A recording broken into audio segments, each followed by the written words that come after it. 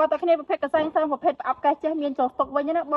ងរោមចាំយូរហើយធ្វើអត់បងឥឡូវចូលស្តុកវិញបងចូលស្តុកសាមនេះបងគុណភាពល្អជាងមុនទៀតហើយបើតម្លៃនិយាយពីតម្លៃវិញបងមើលធូរសាហាវជាងមុនតែម្ដងបងតែគាត់មានតម្រូវការបងមើលឲ្យចាប់ខ្ញុំមានតម្លៃពិសេសជូនបងមើលជាមួយនឹងកសែងសើរបស់យើងបងមួយកេះនេះបងគឺមានរហូតដល់10ដុំធំតែម្ដងបងប្រើប្រាស់បានច្រើនដល់មែនទេសំខាន់ក្នុងមួយដុំមួយកញ្ចក់នេះបងមានរហូតដល់100សន្លឹកបងណា100សន្លឹកបងប្រើប្រាស់បានច្រើនមែនទេហើយដើរលេខខ្ពស់ខ្ញុំទៅជូនមុននេះបងអត់មានជាតិអាល់កុលអត់មានជាតិកាត់ទេបងអាចប្រើប្រាស់លើទារកបានណាបងទារកចាប់ពី0ខែគឺបងអាចប្រើប្រាស់បានតែបងមួយជាមួយសាច់កសែងបងសាច់គិលយឺតហ្មងបងនេះបងមួយជាក់ស្ដែងបានជូតដៃជូតជើងជូតមុខជូតអីគឺបានមកឆ្លាញ់តាមតម្រូវការបងចង់ជូតកន្លែងណាគឺបងយកទៅជូតកន្លែងហ្នឹងបានបងគឺល្អប្រើប្រាស់មែនទេតែម្ដងសំខាន់ណាបងមកកេះនេះខ្ញុំគិតជូនបងត្រឹមតែ35,000